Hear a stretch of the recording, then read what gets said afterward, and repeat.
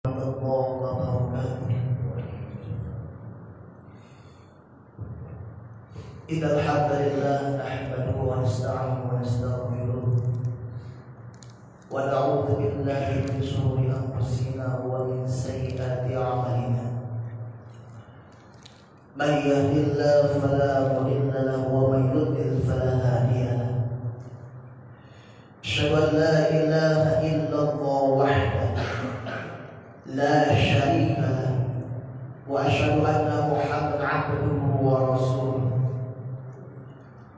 اللهم فصل وسلم وبارك على هذا النبي الكريم وعلى آله وأصحابه رسول الله أجمعين. ربي أدخلني مدخل صدق وأخرجني مخرج صدق واجعلني من لدنك سلطانا نصيرا.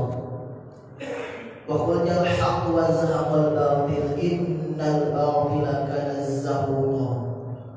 وقال أيضا أعوذ بالله من الشيطان الرجيم. بسم الله الرحمن الرحيم. الذين يقولون ربنا إننا آمنا فاغفر لنا ذنوبنا وقنا عذاب النار. الصابرين والصادقين والقانتين والمنفقين والمستغفرين بالأسحار. أما بعد. Alhamdulillah, puji syukur kita kepada Allah Subhanahu wa taala pada subuh ini, dan saya pertama kali diundang Bapak Ibu semuanya. Plus saya nyasar. Kenapa saya nyasar? Masjid Nurul Iman tadi ada juga di sana, Pak. Saya kira di sana, oh sepi kali. Pasar Lindu ya Pak, pasar 3. Jumpa Bapak ini, Pak, antara saya Pak Masjid Nurul Iman. Saya tidak di sana Pak. Saya kira tadi saya, oh sepi kali jamaah ini kemana ini? Rupanya nyasar Pak. Kenapa Pak? Pertama kali saya diundang, wajar ya Pak. Ini kemarin alhamdulillah. Terima kasih Pak. Bersyukur kita kepada Allah Subhanahu wa taala pada hari ini. Allah melimpahkan rahmat dan karunia-Nya untuk kita semua. Apalagi di bulan Zulhijjah ini, semoga Allah Subhanahu wa taala mengampunkan segala dosa-dosa kita semua, Bapak Ibu semuanya. Semoga Allah maafkan kesalahan kita, baik kesalahan zahir maupun batin, baik kesalahan orang melihat kita ketika melakukan maksiat aku, dan ketika waktu kita dalam keadaan sembunyi, dan Allah Maha Tahu itu. Semoga Allah ampuni segala kesalahan kita. Salawat dan salam kita mohonkan kepada Allah Subhanahu wa taala agar senantiasa tercurahkan kepada Rasulullah Muhammad sallallahu alaihi wasallam. Allahumma sholli ala sayyidina Muhammad wa ala alihi wa ashabihi rasulillah ajmain. Yang kami hormati Ustaz Sadam Hussein Jaya SPPD, yang kami hormati Ketua BKN di Masjid Nurul Iman ini, yang kami hormati tuan-tuan guru yang berada di Masjid yang mulia ini, yang kami hormati Bapak Ibu dirahmati oleh Allah Subhanahu wa taala. Bapak Ibu, kalau kita menyadari setiap diri kita itu memiliki kesalahan. Betul Pak? Apalagi dari mulai akil balik sampai hari ini pasti kita berdosa. Makanya seorang ulama terkenal, Nahdlatul Ulama Pak Gus Baha, apa kata beliau? Saya sering dengar ceramah beliau. Orang itu semakin dia berilmu sering mendengarkan nasihat orang lain. Bukan hanya kita ingin didengar saja, tapi kita cukup juga mendengarkan nasihat orang lain Pak. Jadi lebih kita nikmat itu mendengarkan nasihat orang lain daripada kita memberikan nasihat kepada orang lain. Apa kata Gus Baha Bapak Ibu? Semoga menjadi timbangan kita. Ketika engkau melihat orang yang lebih tua daripada dirimu, maka pandanglah orang yang lebih tua daripada dirimu, karena lebih lama hidupnya, lebih banyak taatnya dibandingkan yang masih muda. Jadi Bapak Ibu, saya memandang orang yang lebih tua daripada saya memandang Bapak Ibu lebih banyak ibadah daripada yang muda. Tetapi masih koma Pak, masih koma. Lalu apa kata beliau? Ketika kita yang tua memandang yang lebih muda, pandanglah yang lebih muda itu karena dosanya masih sedikit, sedangkan aku yang sudah tua dosaku banyak. Adil gak Pak? Adil Pak? Adil. Jadi ketika kita yang masih muda pandang yang lebih tua itu lebih banyak ibadahnya kepada Allah daripada yang kita masih muda ini, karena sedikit amalnya. Tetapi ketika kita sudah tua, pandang yang lebih muda karena sedikit dosanya, sedangkan aku yang tua sudah banyak dosanya. Begitulah yang diajarkan Rasulullah. Jadi orang rendah hati Pak, semakin banyak ilmunya, semakin banyak wawasan keilmuan yang dia dapati, dia baca Bapak Ibu. Kata beliau, jangan sampai memvonis orang lain Pak, karena yang memvonis orang lain itu hanya Allah Subhanahu wa Ta'ala. Dan ketika ada saudara kita yang bukan seakidah bagi diri kita Pak, kita pun tak boleh mencela Pak, karena suatu saat nanti bisa jadi dia masuk ke dalam Islam. Pernah saya saksikan Pak, ada seorang yang memeluk Islam. Ketika itu ditanya, apakah kamu masuk Islam ini karena suruhan orang lain, atau karena ada yang mau dinikahi, atau bagaimana, atau karena ada kepaksaan terhadap dirinya pada orang lain? Apa kata yang masuk Islam ini? Tidak ada Ustaz. Pada saat itu saya jadi saksinya Pak. Ketika mengucapkan asyhadu an la ilaha illallah wa anna Muhammadar Rasulullah, aku bersaksi bahwa saya tidak ada Tuhan yang berhak disembah kecuali Allah dan Muhammad penutup para nabi.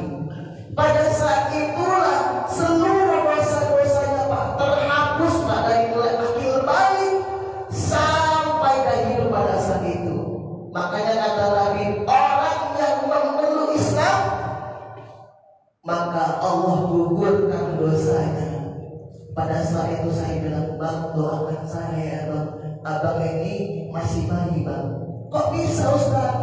Iya, karena abang baru memeluk Islam Bang. Kata Nabi, orang yang memeluk Islam, seluruh kesalahan yang pernah dia lakukan selama hidupnya gugur dosanya Bang. Seperti halnya bayi yang baru dilahirkan, minta doa darinya, terkabul oleh Allah Subhanahu wa Ta'ala. Tuhan. Nah sebaliknya, orang yang selama ini beribadah kepada Allah, rajin dia taat, rajin dia sholat malam, rajin dia baca Quran, rajin dia menuntut ilmu ke majelis taklim, lalu dia keluar dari agama Islam. Seluruh amal ibadah yang pernah dia lakukan selama hidupnya, lalu dia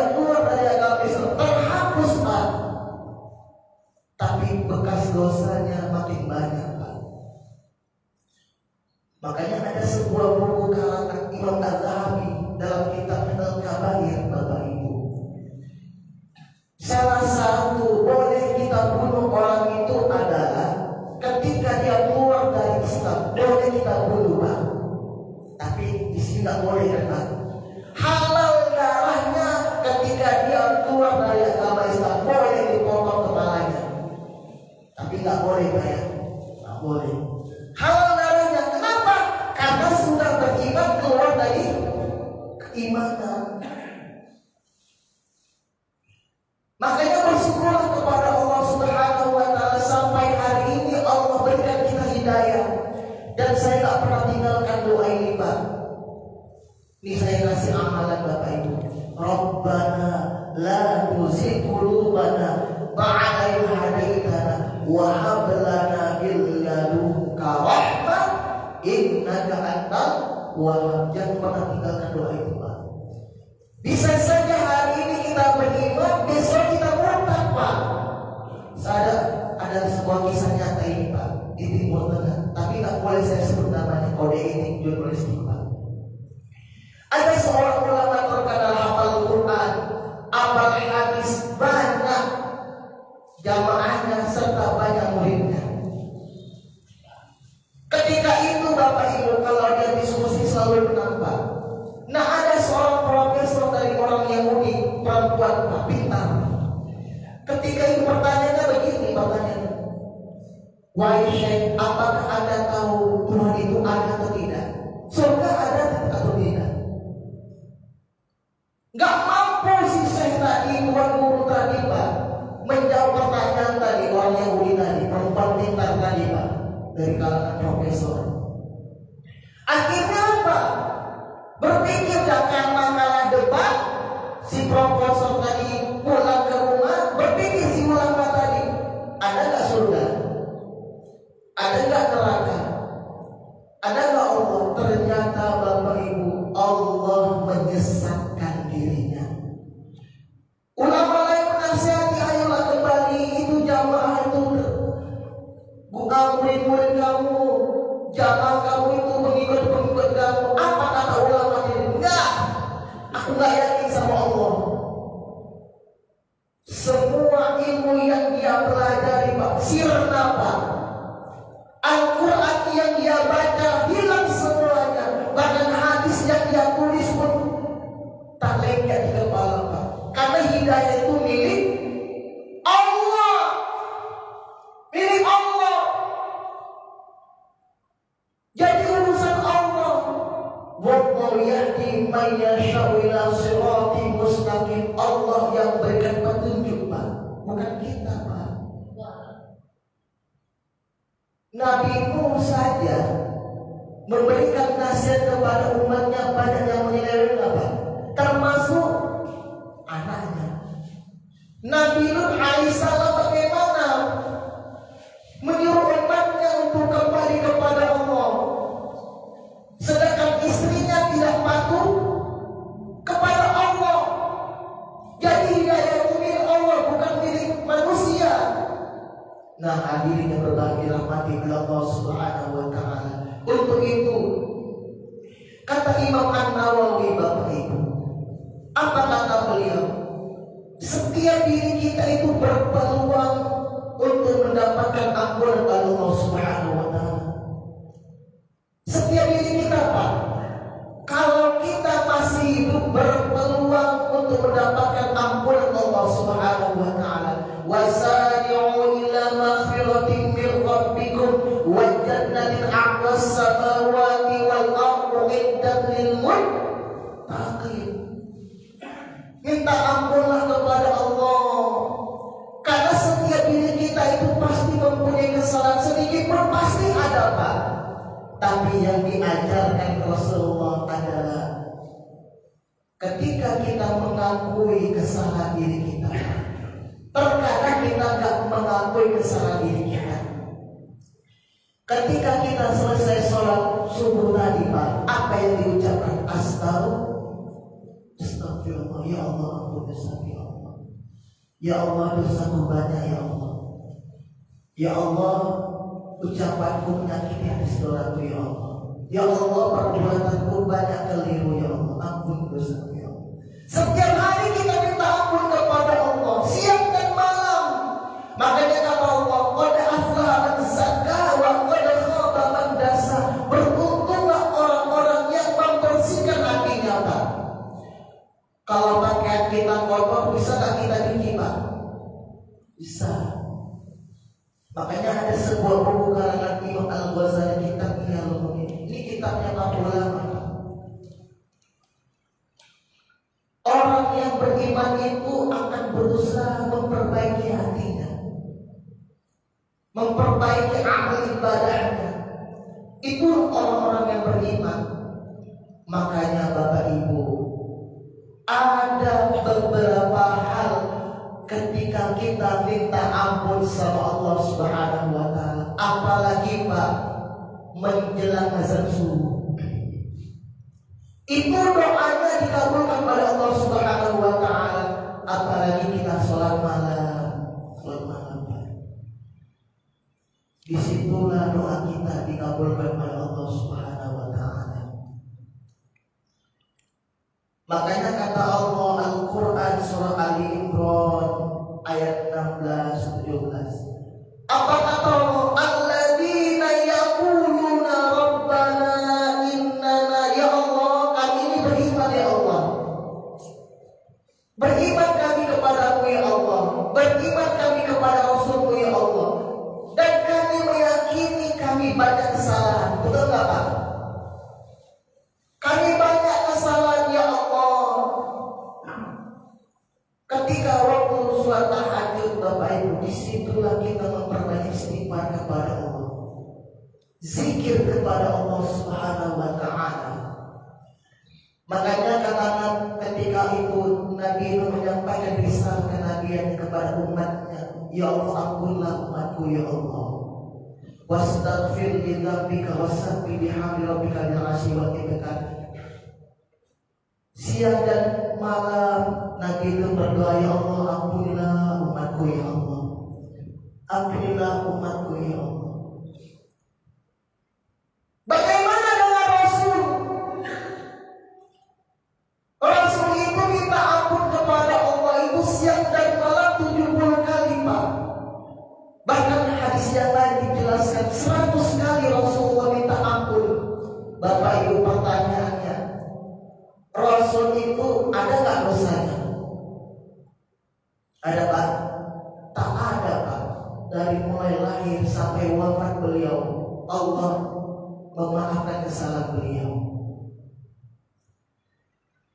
Tetapi kenapa Rasulullah mengajarkan kita, sesungguhnya aku minta ampun kepada Allah siang dan malam 70 kali, 100 kali, agar umatnya mencontoh Rasulullah. Begitulah rendah hatinya Rasulullah kepada diri kita, Pak. Begini toh, ini bahasa kitanya, Pak. Begini loh istighfar kepada Allah, astagfirullah, ya ampun, ampunilah dosaku ya Allah. Ya Allah, kesalahanku banyak ya Allah. Agar umatnya mengikuti Rasulullah, mengikuti risalah Nabi. Maka kita ampun kepada Allah, apalagi ketika kita sebelum sholat tahajud. Misalnya setelah sholat berwudu kita sholat tahajud, atau sebelum tahajud istighfar kepada Allah. Setelah sholat tahajud istighfar lagi kepada Allah. Maka Allah akan berikan 4 kemuliaan. Ketika kita senantiasa minta ampun ketika waktu sahur, Pak, menjelang azan subuh, 4 ini, Pak. Nah, 4 inilah mudah-mudahan bisa kita bawa pulang, Pak. Apa kata Allah? Allah Subhanahu wa taala menjelaskan, orang terbiasa istighfar kepada Allah Subhanahu wa taala, Allah jadikan dia penyabar yang luar biasa, Pak. As-sabirin. Ini asal sebuah kisah nyata nih, Pak. Ini cerita tentang pribadi kami, Pak. Kami lama dapat anak, Pak. Lama dapat anak. Ketika dapat anak, nah, istri keguguran. Ujian apa? Ujiannya. Waktu saya, istri saya sama ibu saya ke klinik, dokter, ini gimana kandungan istri saya dokter? Dicek, mohon maaf ya bu, sama orang tua ibu, orang tua bapak. Dalam kandungan istri bapak ini sudah tak bernyawa lagi. Menurut bapak gak sedih gak itu kan? Lama dapat anak, ketika Allah berikan kita keturunan, gak lama dalam kandungan, sedih gak pak? Terpukul kami pak, disitulah ujian Allah. Apakah mengeluh? Nangis? Wajar tak pak? Wajar menangis, tapi gak boleh terlalu-terlalu. Apalagi sampai memukul wajah, merobek-robek pakaian, gak boleh. Menangis itu wajar, itu sudah sunatullah. Menangislah ibu saya, tapi ibu saya luar biasa, tahan pak. Gak mau dan dilampahkan menangisnya pak. Menangis. Saya menangis, istri saya menangis, ibu saya tahan nangis pak. Tapi itulah ujian. Habis itu dikeluarkan apa? Apa namanya pak? Digoreng ya pak. Saya nampak segini lah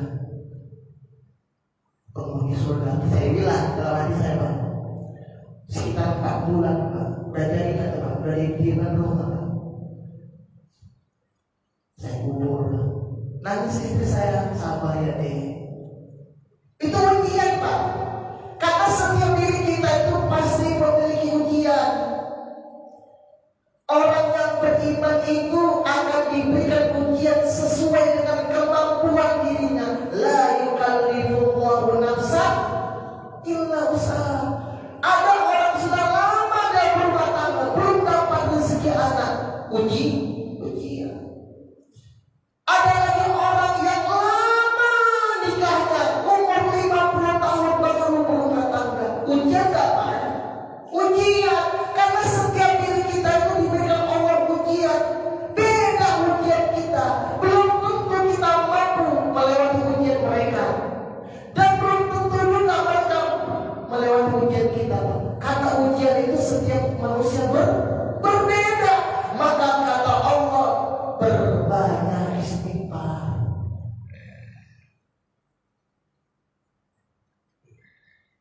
Allah akan berikan kita kesabaran yang luar biasa.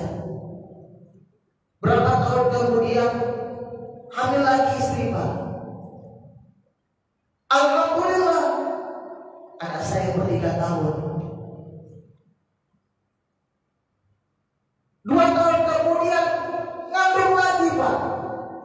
Tapi gak lama juga, hampir 5 bulan pak, gugur lagi. Sedih gak pak?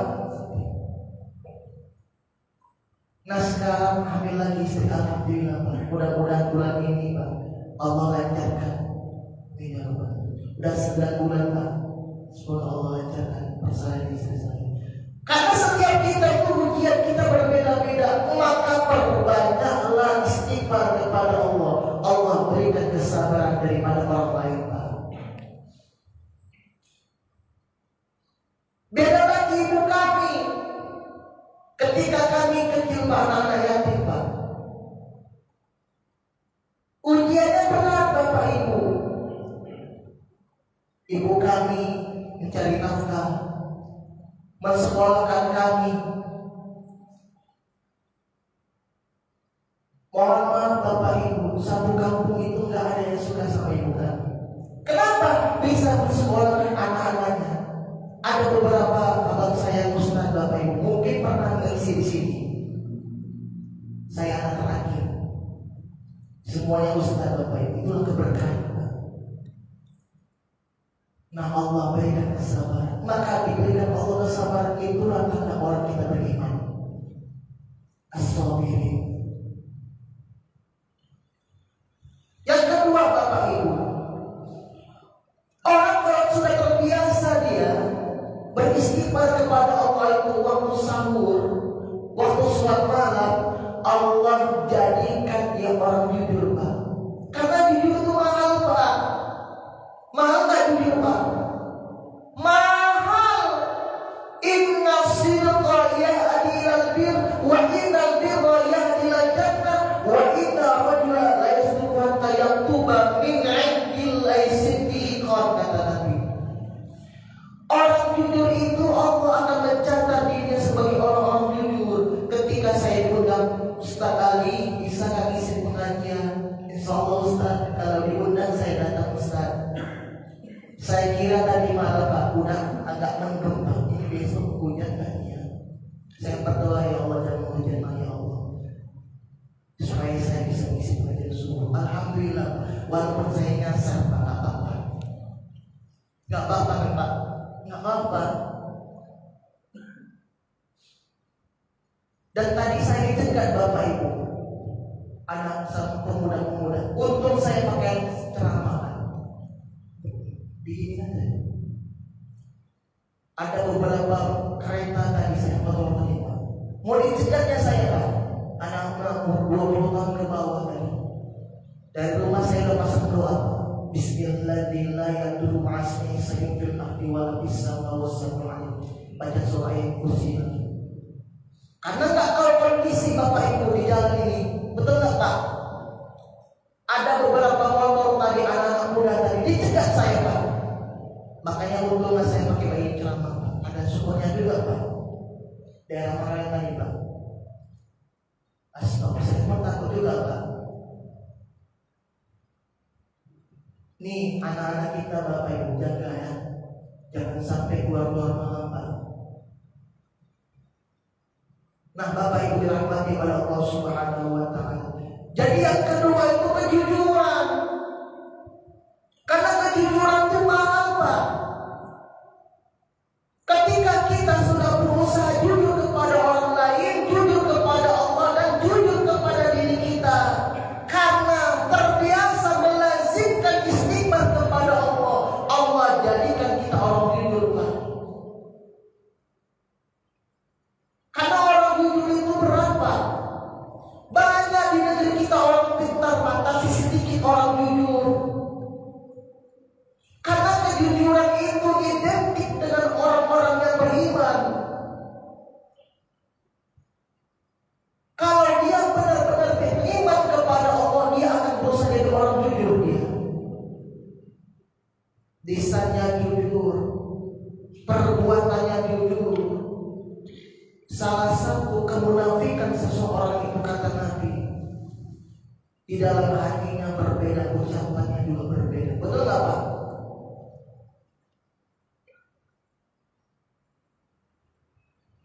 Makanya kita berusaha menjadi orang-orang jujur. Contoh,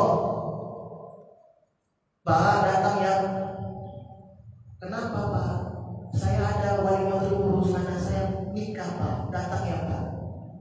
Nah ini, insya Allahnya ada dua Pak.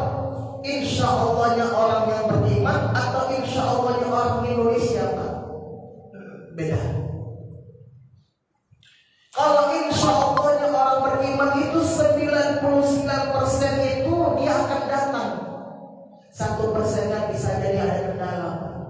Kalau insya Allahnya orang kita itu memudahkan untuk tidak datang.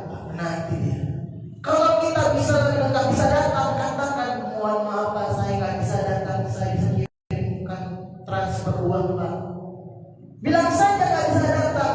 Jangan menggampangkan mengucapkan insya Allah.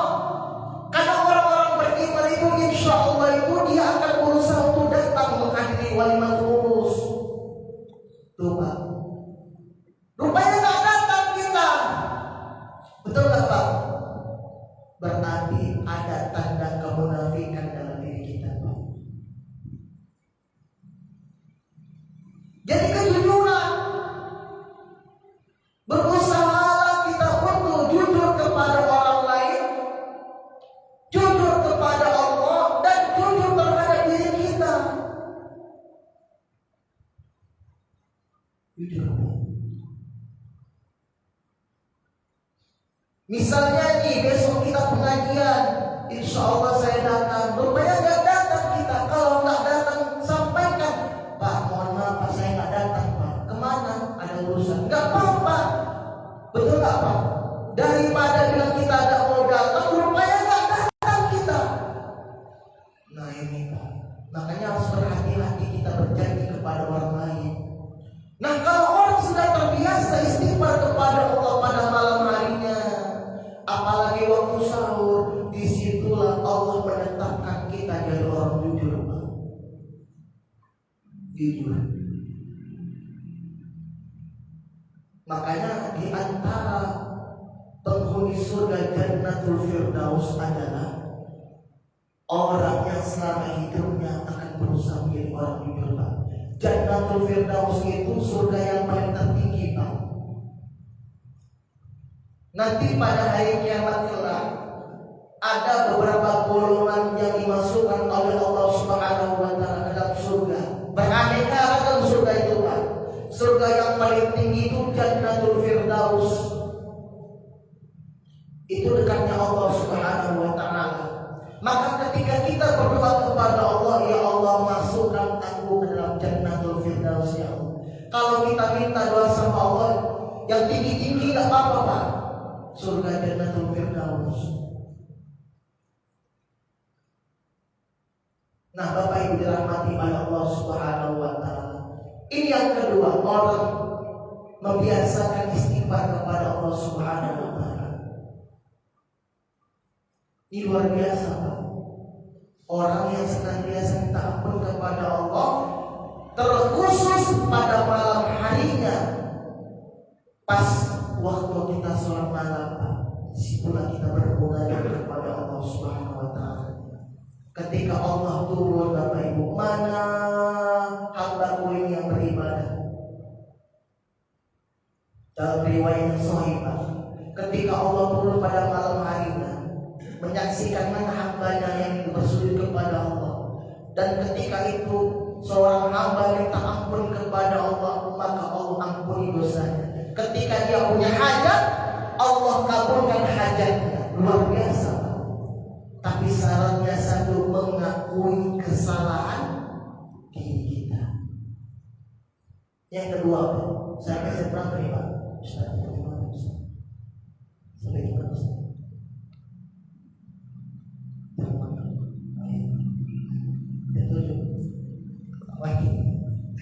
Nah, yang kedua, Bapak Ibu, apa yang ketiga, Bapak Ibu dirahmati oleh Allah Subhanahu wa taala? Ini aja nih, Pak. Yang penting dapat ilmu. Yang ketiga, Bapak Ibu, orang senantiasa minta ampun kepada Allah Subhanahu wa taala, maka Allah akan menetapkan dirinya itu makin taat ibadah. Dua sholat yang paling berat bagi orang munafik, kata Nabi, sholat Isya berjamaah dan sholat subuh berjamaah. Makanya kalau seorang hamba Allah terbiasa sholat subuh dan sholat Isyanya berjamaah, maka hilanglah kemunafikan dalam dirinya. Hilang munafik dalam dirinya.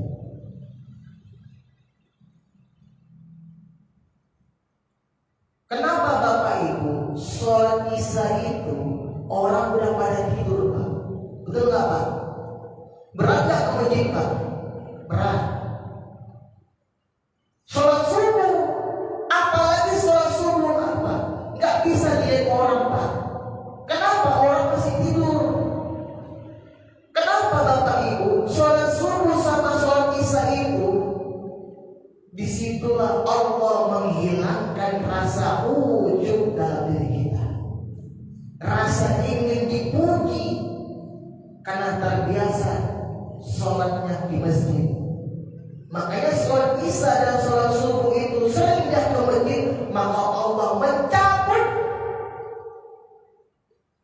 yang namanya sifat ingin dipuji manusia.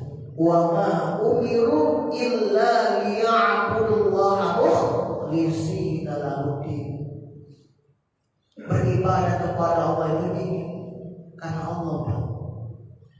Makanya saya membaca sebuah kitab Bapak Ibu. Ketika itu Imam Al-Qurtubi menjelaskan apa kata beliau. Ketika seseorang itu melaksanakan sholat wajib, anggaplah sholat subuh Pak. Di awal dia ada ingin dipuji manusia. Ini kata Imam Al-Qurtubi. Melaksanakan dia sholat subuh sampai dia selesai karena ingin dipuji manusia, maka Allah tidak mencatat dirinya kebaikan Pak. Kata Imam Al-Qurtubi. Ketika masuk ke Masjid Nurul Iman ini, di awal dia ingin dipuji manusia, ketika melaksanakan ibadah kepada Allah bilang ingin dipuji karena manusia Pak. Sampai dia selesai, maka Allah menerima kebaikan dirinya. Makanya kata Imam Az-Zahabi, ketika engkau melakukan ibadah karena manusia, Allah menolak seluruh kebaikan yang pernah engkau kerjakan. Sia-sia ibadah kita Pak. Ketika kita melakukan ibadah karena manusia, karena dapat pujian dari manusia, nanti pada hari kiamat kata Imam Az-Zahabi, apa kata Allah? Silakan engkau mencari balasan kebaikan dari manusia karena engkau ingin dipuji dari manusia. Minta balasan kebaikan daripada dirinya. Allah menolak seluruh kebaikan yang pernah dia lakukan selama hidup di dunia Pak. Rugi gak Pak? Ulaika humul khasirun. Mereka itu orang-orang rugi. Capek-capek kita ibadah karena ini dipuji Pak. Buat apa kita ibadah? Puluhan tahun kita ibadah, sirna kebaikan kita semua karena ingin dapat pujian dari manusia. Habislah seluruh amal ibadah kita Pak. Bapak Ibu, malaikat itu nggak tahu isi hati kita. Malaikat tidak tahu isi hati kita Pak. Malaikat tetap mencatat kebaikan yang pernah kita lakukan selama hidup di dunia. Misalnya pulang melaksanakan sholat subuh, si malaikat mencatat Pak. Tapi Allah tahu pada hari kiamat kelak kita dibukakan seluruh kitab kita Bapak Ibu. Orang beriman dapatnya sebelah kanan. Al-Quran surah Al-Haqqah itu dipegang, tersenyum diri kita mendapatkan kebaikan, amal ibadah kita bagus. Apa kata Allah? Buang itu. Apa kata malaikat? Ya Allah, si bulan ini melakukan ibadah ya Allah. Benar, benar dia melakukan ibadah. Malaikat pun mendukung kita Pak. Tapi malaikat tidak tahu isi hati kita Pak. Makanya ada 3 golongan yang nanti masuk ke dalam neraka pertama kali Pak. Padahal di dunia melakukan ibadah Pak. Pertama orang yang berjihad di jalan Allah, dapat kebaikan di dunia karena ingin dibilang pahlawan Pak. Dibilang pahlawan dia dapat harum di dunia, tapi nggak dapat kebaikan di akhirat. Padahal orang yang berjihad di jalan Allah itu dipastikan masuk dalam surga kalau dia tidak punya hutang. Pasti masuk surga. Ketika meninggal pada saat itu, cucuran darah pertama itulah seluruh amal ibadah yang diterima oleh Allah Subhanahu wa Ta'ala dan dihapuskan dosanya. Tapi ikhlas. Kalau tidak ikhlas, maka dia yang akan masuk neraka yang pertama kali Pak. Tuh. Yang kedua apa? Orang yang mencari ilmu Pak, menyampaikan ilmu lalu datang ingin dipuji manusia. Termasuk diri kami Pak. Kalau niat kami nggak benar, maka kami yang pertama kali masuk neraka. Kenapa? Apa kata Allah? Ali Nurdin, kau sudah dapat pujian dari manusia, kau dihormati manusia, tapi gak boleh masuk surga, dicampakkan di neraka, Pak. Kenapa? Karena tidak ikhlas. Makanya para mubalik harus ada nilai keikhlasan dalam dirinya. Kalau dapat pujian di dunia saja dapat pujian ya Pak, tapi di akhirat Allah melaknat dirinya. Allah murka terhadap dirinya, rugilah dirinya. Nah ini yang kedua, yang pertama kali masuk neraka. Yang ketiga, orang yang bersedekah, orang yang dermawan. Kenapa? Di dunia sudah disebut namanya, kalau nggak disebut namanya marah ya. Kenapa? Sudah membangun begitu iman misalnya. Misalnya Pak, udah buat pesantren ya, nggak dicantumkan namanya, sakit hati dia. Maka di dunia saja dia dapat kemuliaan. Padahal amal ibadahnya begitu banyaknya, tapi karena di dunia ingin dipuji, maka Allah menolak kebaikannya. Maka tercampaklah dia dalam neraka. Itu 3 golongan yang pertama kali masuk neraka, Pak. Jadi orang-orang soleh itu di dunia, tapi Allah tahu dalam isi hatinya. Kenapa? Karena ingin dipuji manusia. Makanya ketika kita terbiasa istighfar kepada Allah, Allah akan menanamkan sifat ketaatan dan ibadah kepada Allah. Dan kalau orang sudah terbiasa ibadah kepada Allah, maka sedikit demi sedikit Allah akan mencabut dari sifatnya ujub dari manusia. Ujub itu bahasa kita gini Pak, kagum, ta'ajub, ajaib, ta'ajub, kagum. Makanya ketika Nabi Musa Allah izinkan mukjizat kepada umatnya, kagum gak Pak? Makanya kalau kita beribadah kepada Allah, maka Allah sedikit demi sedikit Allah akan cabut takjub dalam diri kita. Itulah keikhlasan.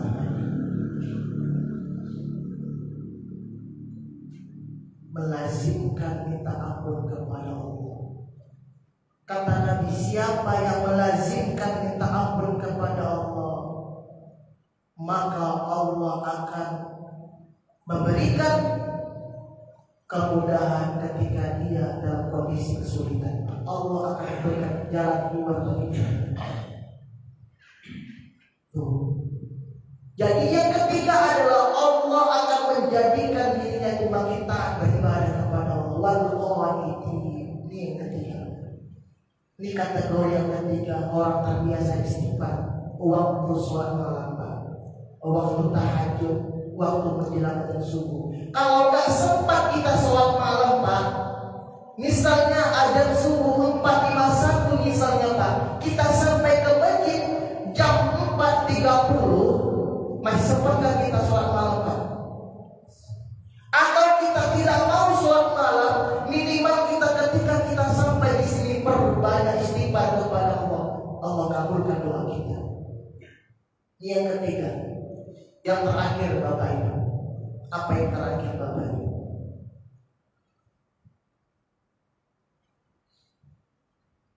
Yang terakhir adalah wal munfiqi. Apa itu wal munfiqi? Allah jadikan dia dermawan. Wa amma man bakhila wastaghna wa kadzdzaba bil husna. Ketika Allah Subhanahu wa taala memberikan kecukupan bagi dirinya, dia tidak pernah mendustakan kebaikan yang telah Allah berikan. Laki-laki, perempuan, betul apa? Ada siang, ada malam. Ada kaya, bukan miskin Pak, tapi cukup Pak.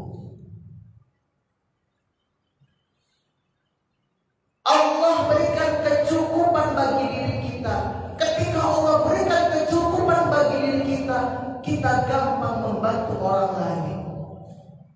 Makanya masih ingat saya pepatah orang dulu, Pak. Kalau kita tidak mampu dengan uang, minimal dengan tenaga. Entah masih dipakai hari. Kalau kita tidak mampu membantu orang dengan uang, minimal dengan tenaga. Kalau kita tidak mampu dengan tenaga, minimal dengan pikiran. Gak mampu dengan pikiran, minimal dengan doa. Gak mampu lagi, mati aja lah. Betul nggak Bapak Ibu? Nggak mampu kita membantu orang dengan uang, minimal tenaga lah. Nggak mampu kita dengan tenaga. Misalnya kita sakit, kita curahkan dengan pikiran kita. Kita berikan solusi kepada orang lain. Itu sedekah juga itu, membantu orang juga itu. Nggak mampu juga kita berpikir, doalah ya Allah, mudahkan urusan orang ya Allah. Nggak mampu dia berdoa juga, sholat pun malas dia. Udahlah, kata seorang ulama, seperti bangkai yang berjalan. Apa? Bangkai yang berjalan, dia hidup tapi nggak berguna dia. Orang seperti ini Bapak Ibu, kalau kita lihat,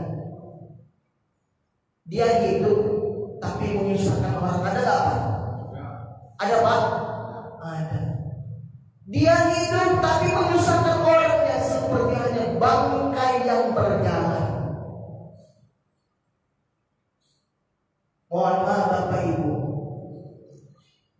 ketika kita Bapak Ibu, Allah masih menitipkan ruh dalam jasad kita, kita belum bisa berbangkai nggak Pak?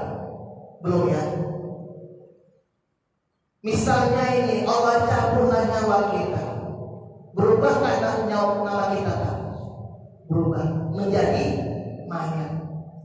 Kalau lama-kelamaan tidak diselesaikan pabrik kifayahnya, apa yang terjadi Pak? Bangkai. Ini bangkai kita Pak. Makanya Allah Subhanahu wa Ta'ala masih menitipkan kita ruh dalam jasad kita. Masih disebut manusia kita Pak. Ketika ruh kita digenggam oleh Allah Subhanahu wa Ta'ala, berubah nama kita, bukan Ali Nurdin Pak.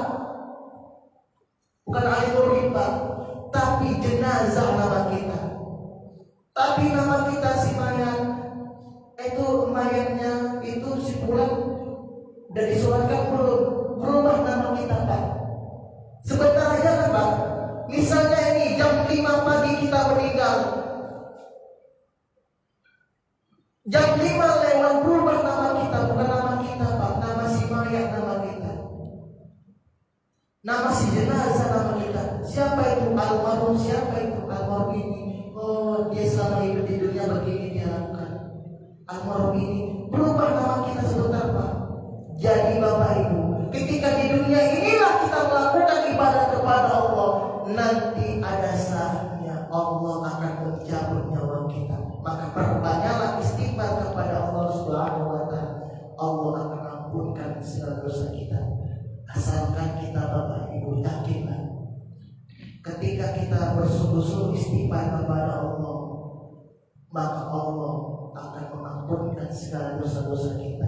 Dan berdoalah kepada Allah agar Allah mewafatkan kita dalam keadaan husnul khatimah. Inilah Bapak Ibu pengajian subuh kita pada pagi hari ini. Kalau ada pertanyaan silakan, kalau tidak kita akan pulang. Alhamdulillah nggak ada Pak ya. Demikianlah Bapak Ibu semuanya, pengajian kita yang sangat singkat ini kita bisa mengerti Bapak Ibu.